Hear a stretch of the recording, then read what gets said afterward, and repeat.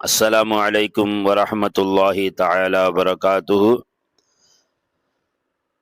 سبحانك لا علم لنا إلا ما علمتنا إنك أنت العليم الحكيم.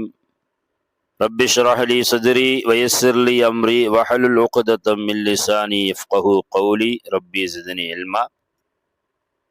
அன்பிற்கும் பாசத்திற்கும் உரிய உறவுகளே, தோழர்களே, தோழிகளே, நலமா இருக்கிறீர்களா?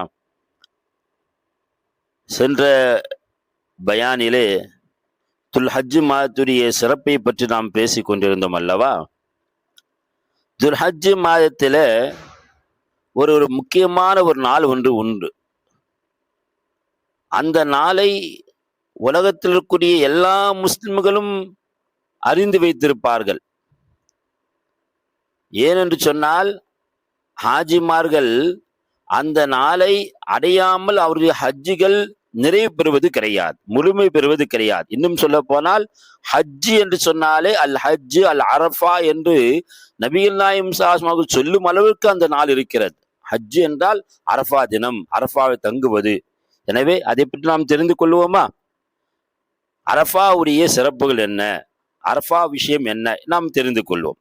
நண்பர்களே, ஒரு சமயம் ஒரு யூதன் ஒருவன்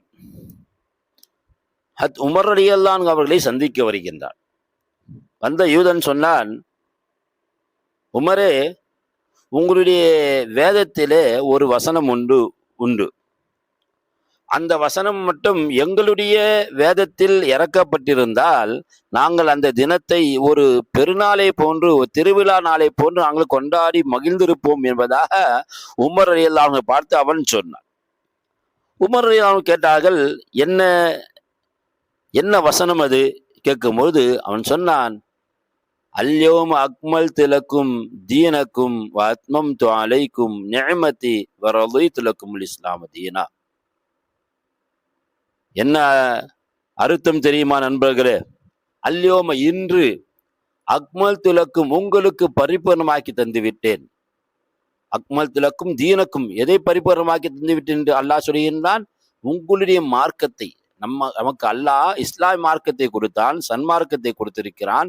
இதை பரிபூர்ணத்துவம் அடைய வைத்து விட்டதாக இறைவன் சொல்கின்றான். வத்மம் அலைக்கும் நிஅமதி, என்னுடைய நிஅமத்துகளை, அருளங்களை உங்களுக்கு நான் பூர்த்தியாக்கி விட்டேன் என்பதாக சொல்லிவிட்டு, வரலீது லக்கும் இஸ்லாம் தீனா, இஸ்லாத்தையே உங்களுக்கு தீனா நான் ஒப்புக்கொண்டேன், புரிந்து கொண்டேன் என்பதாக அல்லாஹ் சொல்லக்கூடிய வசனம்.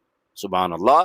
அந்த வசனத்தை மேற்கோள் காட்டி அந்த யூதன் சொல்கின்றான், அந்த வசனம் மட்டும் எங்களுடைய வேதத்தில் கொடுக்கப்பட்டிருந்தால் நாங்கள் அந்த தினத்தை ஈதை போன்று, நாங்கள் திருவிழா போன்று கொண்டாடியிருப்போம். உண்மைதான். ஏனென்று சொன்னால், எந்த ஒரு மார்க்கமும் எந்த ஒரு மதமும் பூர்ணத்துவம் அடைந்ததாக வரலாற்று நாம் பார்க்க முடியாது. அந்த மதத்தை, மார்க்கத்தை வழங்கியவனே, அந்த ரப்பே பூர்ணத்துவம் அடைய செய்து விட்டதாக, பூர்த்தியாக்கி தந்ததாக இறைவன் சொல்லிவிட்ட பொழுது அந்த நாள் உண்மையிலேயே போற்றப்பட வேண்டிய நாள் தான். உமர் ரலியல்லாஹு அவர்கள் உடனே மெய் சிலிர்த்து போய் சொன்னார்கள். என்ன சொன்னார்கள் தெரியுமா? எனக்கு தெரியும், அந்த வசனம் எப்பொழுது எங்கு அருளப்பட்டது என்பதாக எனக்கு தெரியும் என்பதாக அவர்கள் சொன்னார்கள். சொல்லிவிட்டு சொன்னார்கள், அரஃபா தினத்திலே இறக்கப்பட்டது. சுப்ஹானல்லாஹ். அரஃபா தினத்திலே இறக்கப்பட்டது, அரஃபா மைதானத்தில் இறக்கப்பட்டது. அரஃபா தினம், அரஃபா மைதானம் என்று ஒரு மைதானம் அங்கே இருக்கிறது. நான் மேலே சொன்னது போன்று அல் ஹஜ் அரஃபா, நபி ஸல்லல்லாஹு சொல்கின்றார்களே, ஹஜ் என்றால் அரஃபாவில் தங்குவது, அரஃபா என்ற மைதானத்தில் தங்குவது. ஒரு வெட்ட வெளியிலே மக்கள் எல்லாம், ஹாஜிமார்கள் எல்லாம் ஒன்று சேர்ந்து இறைவனிடத்திலே கையேந்தி அழுது பிரலாபித்து புலம்பி இறைவனுடைய அந்த மன்னிப்பு எப்படியாவது பெற்றுவிட முடியாது என்று ஏங்கக்கூடிய ஒரு நாள். அல்லாஹ் அந்த நாளிலே அதிகம் மன்னிப்பை அல்லாஹ் வழங்குகின்றார். இவன்தான் அரஃபாவில் வழங்கப்படக்கூடிய மன்னிப்பை பார்த்து ஷைத்தான் கேவலப்பட்டு அவன் அசிங்கப்பட்டு போகக்கூடிய நிலைக்கு வருகின்றான். நண்பர்களே, இப்ப அரஃபா தினம் ஹாஜிமார்கள் அழுது அல்லாஹ்விடத்தில் மன்றாடக்கூடிய தினம். ஷைத்தான் வெக்கப்பட்டு கேவலப்பட்டு செல்லக்கூடிய ஒரு தினமா அரஃபா தினம் இருக்கிறது.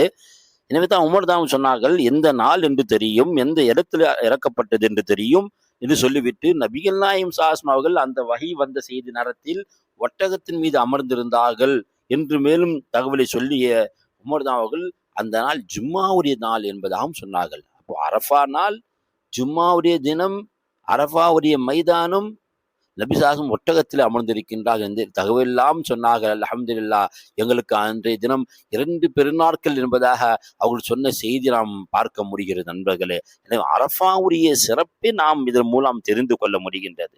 மேதான் அரஃபா ஹாஜிகள் அரஃபா மைதானத்தில் அங்கு இருப்பார்கள். உலக மக்கள் இருக்கின்றார்களே, உலக முஸ்லிம்கள், இவர்களுக்கு அரஃபா நாளில ஒரு சிறப்பு இருக்கிறது. என்ன சிறப்பு தெரியுமா? அரஃபா நோன்பு நோற்பது. அல்லாஹுடைய தூதர் நபிசாசம் அவர்கள் காட்டி தந்த வழிமுறை அது நண்பர்களே. அரஃபா நோன்பை ஒருவர் நோக்கும் பொழுது அல்லாஹ் அவர் கொடுக்குரிய சிறப்பு என்ன? நபிகள் நாயகம் ஸல்லல்லாஹு அலைஹி வஸல்லம் அவர்கள் சொல்லுவார்கள், அந்த அரஃபா நாளுடைய முந்திய வருடம், அந்த அரஃபாவுடைய பிந்திய வருடம், இந்த 2 வருடத்துடைய குற்றங்களை அல்லாஹ் அந்த அரஃபா நோன்பு மூலம் அல்லாஹ் அழித்து விடுகிறான்.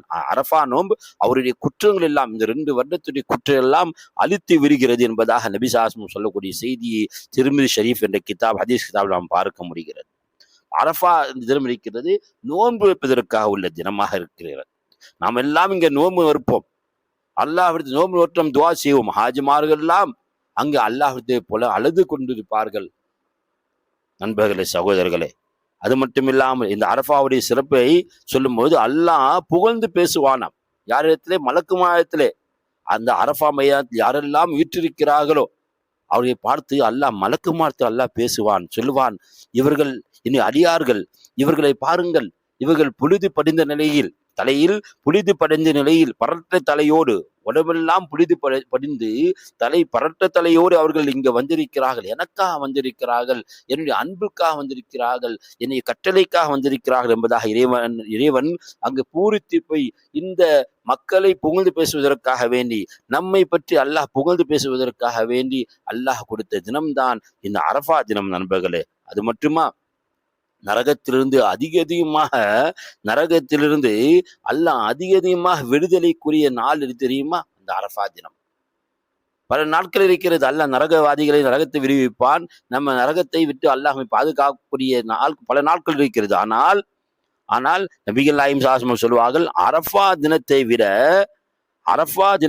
நரக விடுதலை கொடுக்கிற நாள், அதிகமாக நரக விடுதலை கொடுக்கிற நாள் வேறு தினம் இல்லை என்று நபி ஸல்லல்லாஹு அலைஹி சொல்கின்றார்கள். இப்போ அரஃபா தினம் இருக்கிறது, அடியார்களை நரகிலிருந்து விடுதலைக்குரிய நாளாக இருந்து கொண்டிருக்கிறது. அதிகமா அல்லாஹ் நரகத்துடைய விடுதலை கொடுக்கிறான்னு சொல்லும்போது, நீங்களும் நானும் அல்லாஹ்விட்டு என்ன கேட்க வேண்டும்? அல்லாஹ் எங்களையும் நரகத்தை விட்டு காப்பாற்றுவாயாக. அல்லாஹ் ரப்புல் இஸ்ஸத் என்னையும் உங்களையும் நரகத்தை விட்டு அல்லாஹ் காத்தருள்வானாக. நாம் துவா செய்து கொண்டே இருக்க வேண்டும். அது மட்டும் இல்லாமல் நண்பர்களே, இன்னொரு விஷயம் நபிகள் நாயகம் சொல்லுகின்றார்கள், அரஃபா தினத்தில் செய்யப்படக்கூடிய துவா இருக்கிறது. மற்ற காலங்களில் செய்யக்கூடிய துவாவை விட மிக சிறந்த துவா அரஃபா தினத்தில் செய்யக்கூடிய துவா தான் சிறந்த துவா என்பதை நபி ஸல்லல்லாஹு சொல்கின்றார்கள். கைரு துஆ அரஃபா, நபி ஸல்லல்லாஹு சொல்லக்கூடிய விஷயம். துஆக்கள் சிறந்தது என்ன?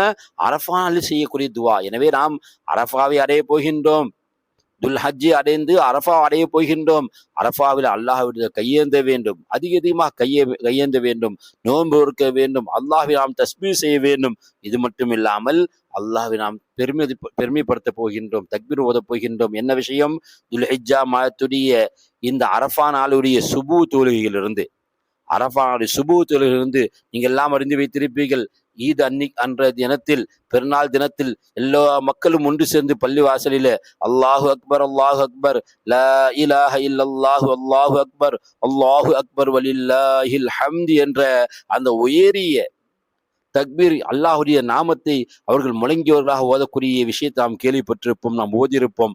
இந்த அரஃபா துல் ஹஜ்ஜாவுடைய இந்த மாதத்திலே, இந்த குர்பானியுடைய இந்த காலத்திலே நாம் ஓதக்கூடிய அந்த தக்பீர் இருக்கிறது, துல் ஹிஜ்ஜா மாதத்துடைய பிறை 9 ஆரம்பமாகக்கூடிய ஒரு அமலும் இருந்து கொண்டிருக்கிறது. எனவே இந்த அரஃபாவை நாம் விளங்க வேண்டும், அரஃபாவுடைய மகத்துவத்தை தெரிந்து கொள்ள வேண்டும். தெரிந்து கொண்டோம் சொன்னால் அல்லாஹ்விடம் நாம் நரக விடுதலை அடைவோம், அல்லாஹ்விடம் அதிகமாக துவா செய்வோம்.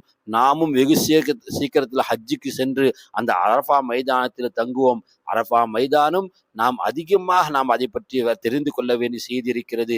எந்த அளவுக்கு சொன்னால் உலமாக்கள் சொல்லுவார்கள், அரஃபாவிலே ஒருவர் ஹஜ்ஜுக்கு சென்றவர் அரஃபா மைதானத்தை தங்காமல் விட்டு விட்டான்னு சொன்னால் அவர் ஹஜ்ஜே நிறைவேறாது. எனவேதான் அரசாங்கம் அந்த நாட்டுடைய அரசாங்கம் கூட எவரேனும் ஒருவர் ஹஜ்ஜுக்கு வந்தவர் மிகவும் சீரியஸ் ஆகிட்டாருன்னு சொன்னா ஆம்புலன்ஸ்ல அவரை வச்சு என்ன செய்வாங்க, அந்த அரஃபா மைதானம் சுத்துவாங்களாம் ஆம்புலன்ஸ் வாயிலாக. காரணம் என்னன்னு சொன்னா அவர் ஹஜ்ஜுடைய நிறைவு என்ன செய்யணும், நிறைவு வரணும்னு சொன்னா அரஃபாவுக்கு வரணும், அவர் அரஃபா மைதானத்தில் வர வேண்டும், கொஞ்ச நேரமாவது அரஃபாவில் இருக்கணும் என்ற அடிப்படையில நோயாளிகளும் கூட ஆம்புலன்ஸ் மூலம் அந்த அரஃபா மைதானத்தில் சுற்ற வைக்கப்படக்கூடிய நிலை இருக்கும் பொழுது ஹஜ்ஜுடைய அந்த அரஃபாவுடைய இந்த காலத்தை பற்றி நாம் அதிகமாக உங்களுக்கு சொல்ல வேண்டிய தேவை கிடையாது. எனவே அரஃபாவை நாம் விளங்குவோம், அரஃபாவில் வருங்காலத்தில் நாம் ஒன்று சேருவோம், அரஃபா நாளில் நாம் நோன்பு மறுப்போம், அரஃபா நாளில் துவா செய்வோம், அரஃபா நாளில் அல்லாஹ்விடத்தில் எனக்கும் உங்களுக்கும் நரகத்துடைய விடுதலை கேட்டு பெறுவோம் என்று கூறியவனாக உரையை முடிக்கின்றேன். வாஹிரு தஅவானா அல்ஹம்துலில்லாஹி ரப்பில் ஆலமீன்.